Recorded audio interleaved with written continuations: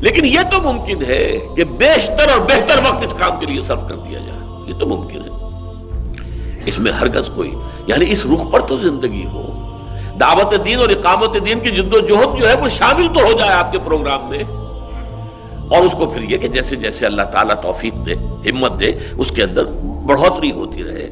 آپ ادھر سے لیں گے تو ادھر ڈالیں گے، ادھر سے کچھ وقت جو ہے نکالیں گے، جس کو تبلیغی جماعت کے لوگ کہا کرتے ہیں، بڑی پیاری اصطلاح انہوں نے ایجاد کی ہے، تفریغ اوقات، وقت کو فارغ کرنا۔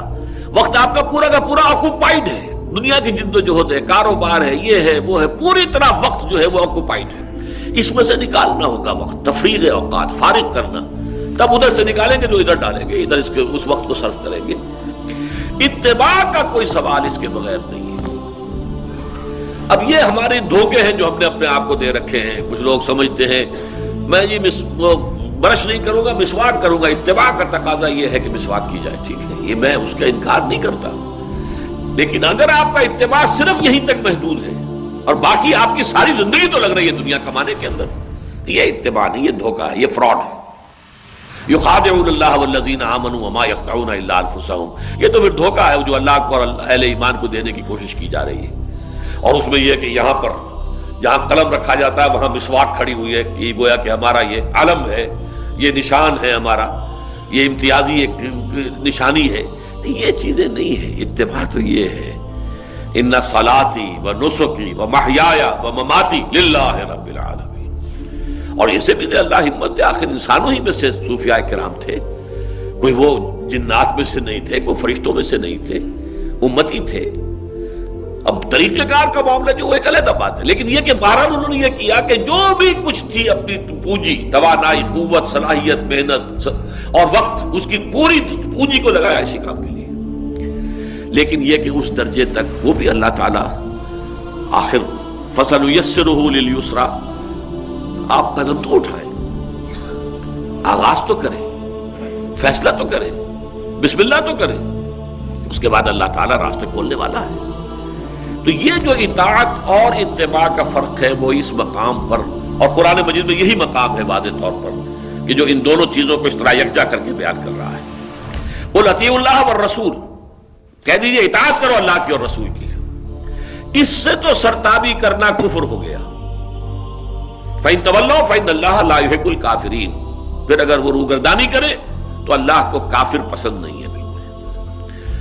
یہ تو گویا کہ کفر ہے حقیقی اعتبار سے، چاہے معنوی اعتبار سے نہیں، وہ مسلمان ہی رہتا ہے، شریعت کے احکام کی خلاف ورزی بھی کر رہا ہے، وہ تو ٹھیک ہے۔ امام ابو حنیفہ کا رحمۃ اللہ علیہ یہ مقولات بالکل صحیح ہے کہ گناہ کبیرہ سے بھی کوئی شخص کافر نہیں ہوتا، اسلام کے دائرے سے نکلتا نہیں ہے۔ زانی بھی ہے، آپ نے اس کو رجم بھی کیا ہے، پھر بھی اس کی نماز جنازہ آپ پڑھیں گے کہ تھا مسلمان وہ، اور چاہے کسی کا چور کا ہاتھ کٹا ہے، ٹھیک ہے، سزا اسے دی گئی، مسلمان ہے وہ، تو مسلمان ہونا اور ہے۔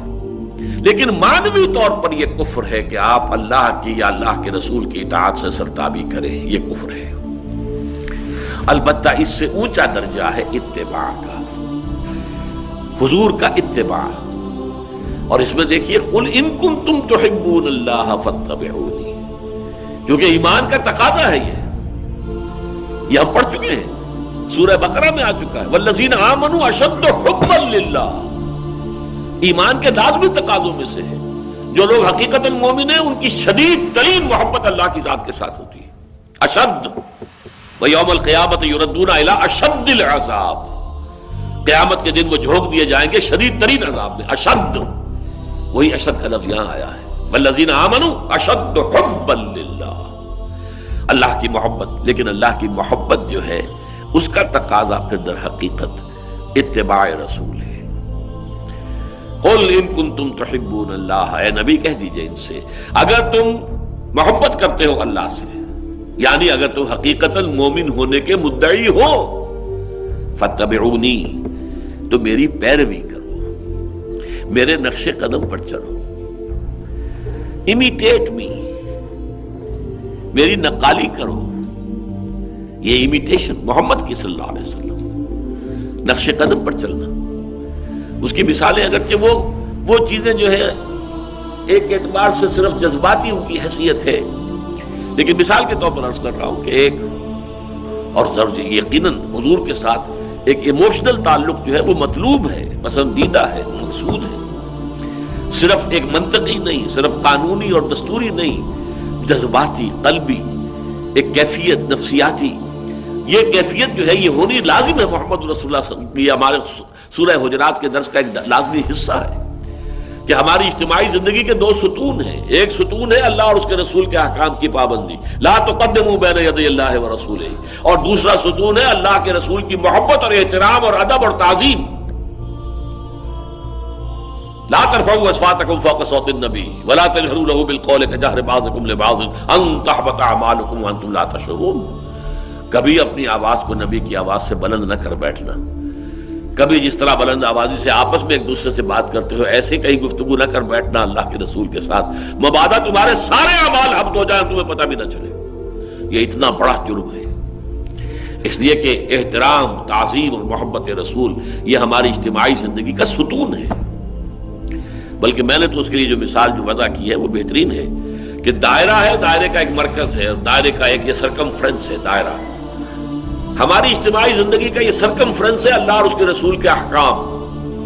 ان کے اندر اندر ہم رہیں گے. مباحات کا دائرہ، ان سے باہر حرام. لا تقدموا بین یدی اللہ ورسولہ، اللہ اور اس کے رسول کے احکام کے دائرے سے باہر نہ نکلو. لیکن اس دائرے کا مرکز ہے محمد الرسول اللہ کی شخصیت، دل نواز شخصیت، محبوب شخصیت. اور اس اعتبار سے کہ محبت خداوندی اور محبت رسول میں بڑا باریک سا فرق ہے. اس لیے کہ حضور کی جو کیفیات تھی انہیں ہم اپنے اوپر طاری کر سکتے ہیں. اللہ تعالیٰ کا معاملہ بہت وراء الورا ثم وراء الورا ثم وراء الورا.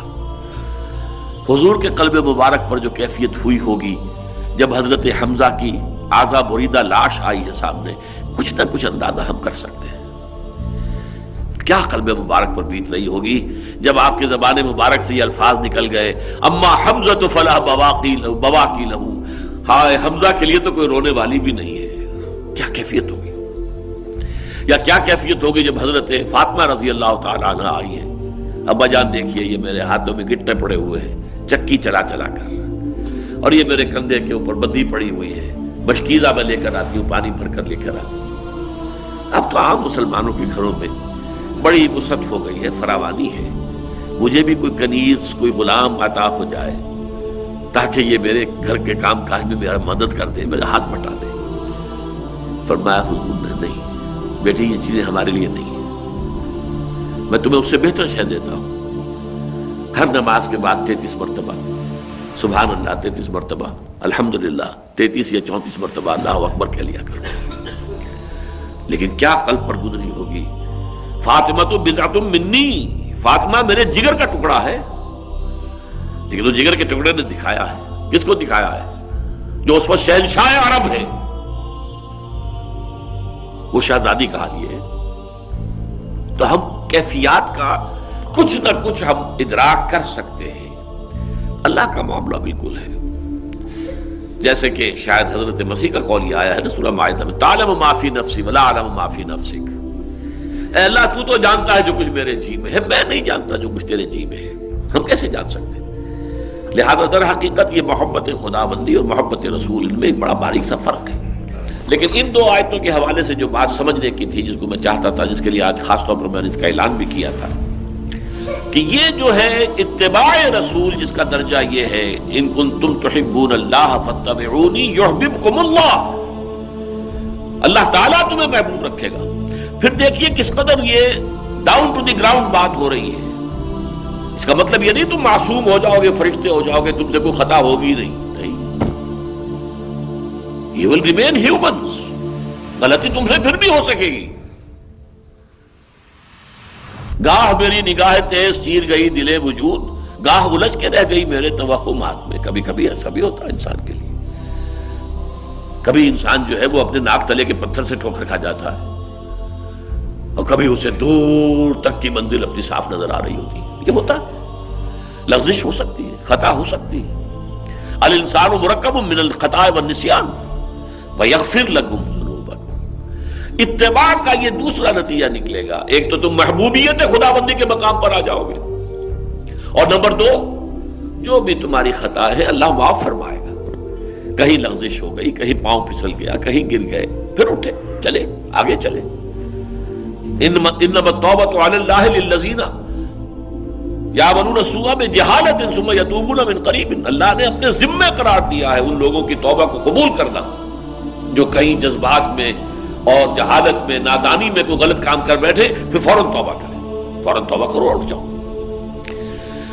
قل ان کنتم تحبون اللہ فاتبعونی یحببکم اللہ ویغفر لکم ذنوبکم واللہ غفور رحیم۔ اس میں اتباع کا جو میں نے، ویسے تو یہ کہ چھوٹے چھوٹے اتباع، یہ لفظ میں استعمال کر رہا ہوں آج کل کافی عرصے سے، میکرو سننا، مائکرو سننا، اس کو آپ لے سکتے ہیں، میکرو اتباع، مائکرو اتباع، چھوٹا چھوٹا اتباع بھی ہے، حضور کے ہر نقش قدم کی پیروی، آپ کا انداز، آپ سرما ڈالتے تھے کس طرح سے ڈالتے تھے، پہلے کون سی آنکھ میں سلائی پھیرتے تھے، پھر کس میں، جتنا بھی ہو سکے۔ لیکن ہمارے ہاں بدقسمتی سے میں ان چیزوں کا تذکرہ کم اس لیے کرتا ہوں کہ ان چیزوں پر تو زور ہمارے ہاں ہے۔ اتنی موٹی کتاب اسوہ رسول کے نام کی لکھی ہوئی ہے اور ایک بہت بڑی شخصیت نے لکھی ہوئی ہے، وہ بس یہی چیزیں ہیں، اس اسوے میں انہیں وہ نظر ہی نہیں آتا۔ وہ دعوت دین کے لیے جد و جہد اور اقامت دین کے لیے وہ جو بھی مشقتیں جھیلی ہیں وہ اس اسوے میں کہیں ہے ہی نہیں۔ حالانکہ قرآن میں جہاں یہ لفظ اسوہ آتا ہے، لقد کان لکم فی رسول اللہ اسوۃ حسنہ، وہ کہاں آ رہا ہے؟ وہ تو آیا ہے اس موقع پر، غزوہ احزاب کے موقع پر، جب حضور کے پیٹ پر شکم مبارک کے اوپر 2 پتھر بندھے ہوئے تھے اور آپ جو ہے اس حالت میں بھی خندق میں سے جب یہ توڑ کر جب پتھر جو ہے لوگ توڑ رہے تھے اور حضور اٹھا کر اپنے کندھے پر لا کر باہر ڈال رہے تھے، مزدوری کر رہے تھے اس وقت۔ یہ تھا اسوہ، لقد کان لکم فی رسول اللہ اسوۃ حسنہ۔ وہ اسوہ ہمارے ذہن سے خارج، یہ اتباع ہمارے ذہن سے خارج، اتباع رہ گیا ہے تو ان چھوٹی چھوٹی چیزوں میں۔ ہم ان چھوٹی چیزوں کی نفی نہیں کرتے، لیکن اس کا خاص طور پر اس لیے ذکر نہیں کرتے کہ وہ تو معلوم ہے، ہمارے معاشرے میں پھیلی ہوئی ہے۔